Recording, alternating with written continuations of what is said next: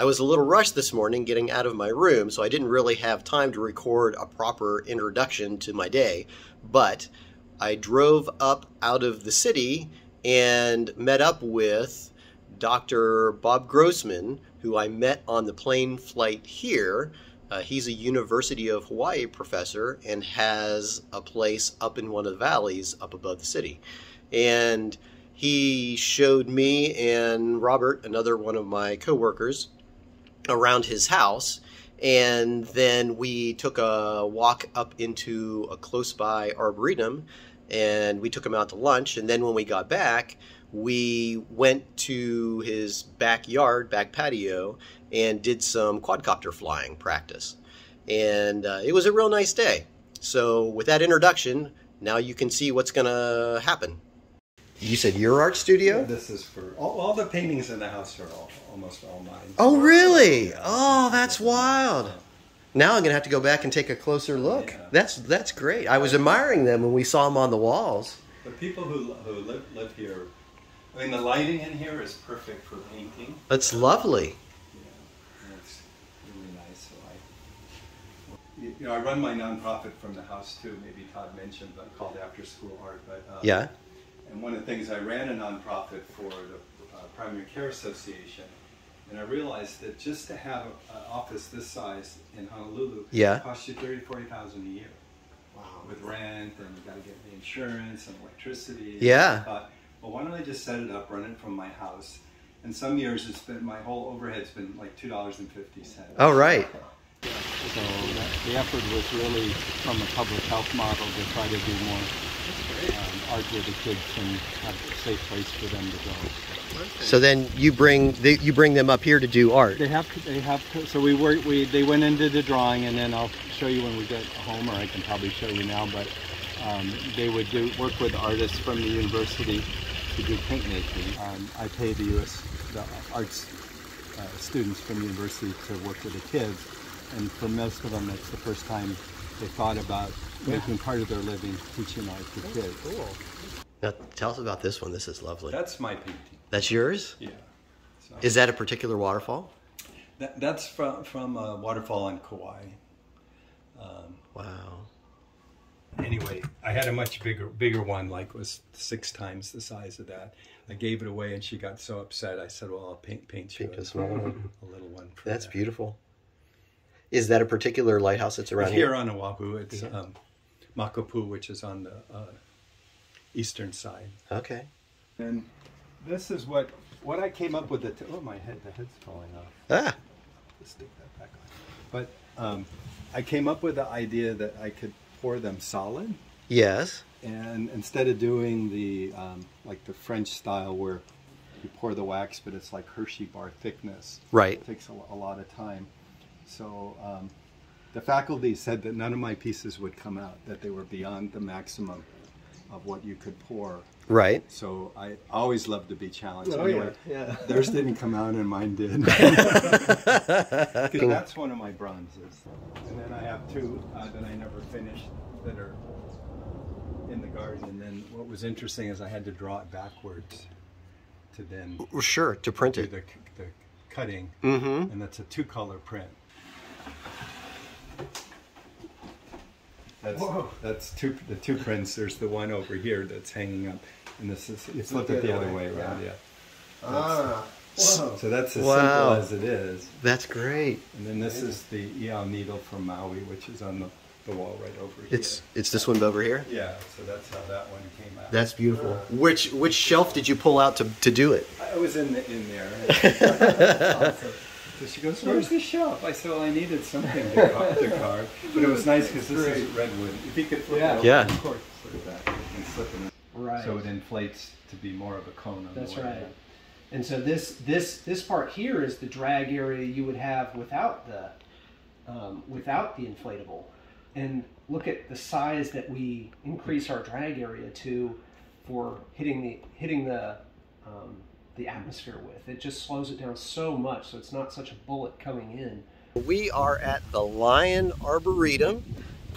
We came up here to take a little bit of a hike after looking around in Dr. Bob's house. He showed us around his house and his beautiful artwork. and we're going to do a little bit of hike before we go out for lunch.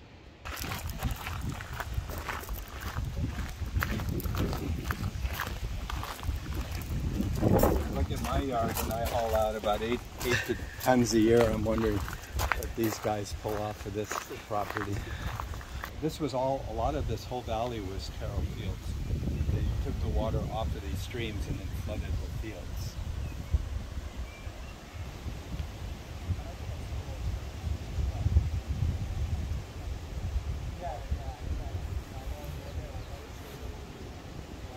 After our walk around the Arboretum, we are now stopping into a Thai place for lunch.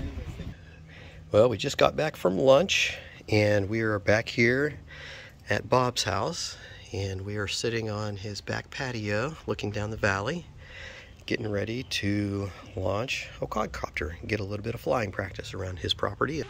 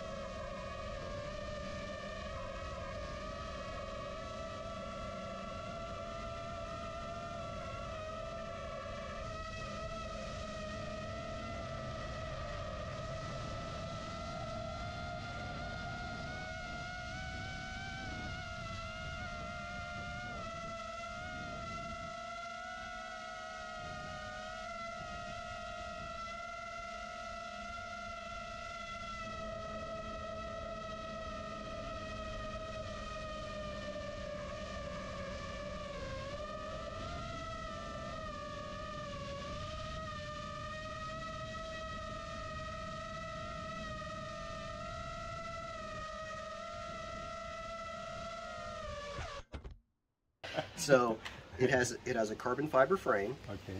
And then on the ends of the arms, you can see these are kind of encased in 3D printed material. Feel that. It's kind of rubbery. That's what bounced it when it hit. Right. So it gives it a nicer cushion land. And you That's came right. up with that design? I did, yes. And in the center of this body, see these two circuit boards that are Yep. here? The one on top has the microcontroller on it. It's got a microprocessor. And then the one on the bottom is the power electronics that drive the motors. I see. So you can see the wires come out, these 3 wires come out and run along this arm out to the motor. And that's what makes that spin. And then the battery sits on top in the back, and its power goes in through these big heavy wires. And then on the front, this little brick that's right here is the high resolution camera transmitter. Okay. So there's that tiny little video camera. That video camera sends its picture into this video transmitter, which comes out of this tall antenna that goes all the way up here. And this is tall so that it's up above the GoPro and the battery packs, which gives it a better long-range signal. This tiny little circuit board right here is the receiver, the radio receiver. So this is what's getting the commands from my transmitter. To turn or up or down. Right. Or... And its antenna is this little one that's right here. Wow. And again, those are up high so that they're away from the rest of the structure of the quadcopter, so that it's not shielded by the battery and the electronics. And so you're going to have this flying when capsule comes down to when we go to pick it up. When you go pick it up. That's right. Okay, so you can get footage of them doing their thing. That. I see. And these are on here for two reasons. Safety for people, so if I would happen to bump into somebody, it doesn't slice you up. Yeah. And also, it protects the props so that you don't crash them and break them. Yeah, like you could have hit a small branch That's or right. something, And and bing, you could have broken a prop. So I've taken this style of quadcopter, and I can fly it through the woods. And I've done that. You can fly through trails, and you can bounce off of things or hit little twigs, and it won't take the quadcopter down. I see. So how much weight will those 4 propellers lift? It depends for how long. Okay. And what you're doing with it. Just hovering and flying gently like I'm doing, that is the call it the gentlest flying and the less current draw. Less torque on the blades. Right. Right. Now people use this frame is an aerobatic quadcopter frame with all the rest of the stuff stripped off of it. People use this same frame with this style battery, and they do flippy flops and turns and all kinds of crazy stuff. Well, for the past while, I have been video editing the events of the day and are setting up a photo shoot for tomorrow. And I just stepped outside, and it looks like the sun is on its way down. So it should be just about time to go out and look for some supper. This is my second time back here because the guitar player and singer that's here is really, really good. And tonight I'm having baby back ribs.